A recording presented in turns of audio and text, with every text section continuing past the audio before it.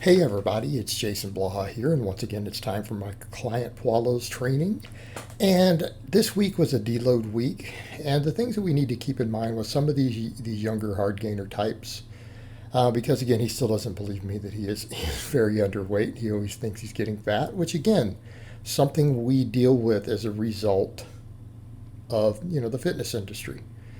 The online fitness industry, the whole aesthetics movement convinces these guys, into having some body image disorders. But in his case, he did a bulk at one time, but he bulked insanely quick, and I've had to explain to him numerous times that you gained body fat quickly because you gained weight at 10 times the rate that you could gain muscle. Like he did do one bulk at one time. He's like, all I was doing was getting fatter. But it's a case of he was gaining something like 4 kilograms per month. That's over 2 pounds a week, by the way. And we all know that for a novice with his frame, gaining 2 pounds of muscle per month is about the most. That is a best case scenario, right? So if you're gaining 8 to 9, really in his case 9 times that rate, right? Well, sorry, 5 times that rate, then the overwhelming majority of it's going to be body fat. So also in his case, what we have is a lot of recovery issues. And again, something I've explained to him with deload weeks, because he gets beat up easily, he gets fatigued pretty easily. And again, we've struggled with nutrient deficiencies and stuff in the past. He's one of these that when I had him run his stuff in chronometer, he was deficient in basic stuff like vitamin C and potassium, like extremely deficient. And I actually had that come up in the comments the other day. Someone said, well, what do you do if a person is deficient in vitamin C? Do you have them supplement? No, because your diet has to be really bad. Let's put it this way, if you only get double the RDA on vitamin C, your diet has to be pretty bad for that to happen. That's not a supplement issue. That's a case of, I could eat half an orange or one tiny handful of broccoli every day and fix that nutrient deficiency. A single vitamin is not your solution, because this is a whole imbalanced diet. And again, not surprising, someone who's deficient in vitamin C who's also deficient in potassium. Now, I'm having him do barbell rows, bent over rows for his deload, and notice he's not doing them right. Everyone's like, well, why is he all the way up? Paolo, you need to bend way over. You shouldn't need to pick that up out of a rack. There's no way you can row that high in a rack. It's impossible. Just pick the bar up off the floor and row. But he did that, and he doesn't normally do the exercise. So what he's doing isn't even working the lats, right? He's just working his traps. But again, novice lifters, they don't know these things. And I had him do barbell rows instead of inverted rows on a deload. Why? Because we don't want anything to be near failure. We just want to stimulate movement patterns and blood flow. So what do I have him do? His deload looks like his normal 5-3-1 boring but big but lighter. We go to 40% and we do no heavy work first. Okay, that's a big difference. People always say, well, those 50%, are they training that hard? Yeah, if you did heavy work first, they are. Not if you're fresh. But we take these down to the 40%, right? We go down to the 40%, and then what happens? Well, now we're truly deloading. So we do the squat, the bench, the deadlift, and the overhead press, just like we would do on this sort of template, right? Just like we would do, but we do just 5 by 10 at 40% and no heavy work. Okay, now in his case, because I want to work some secondary muscles and keep blood flow to those, I also have him do, on the upper days, the bench and the press per day, I have him do bent over rows, which of course we're not fully happy with those. We do bent over rows.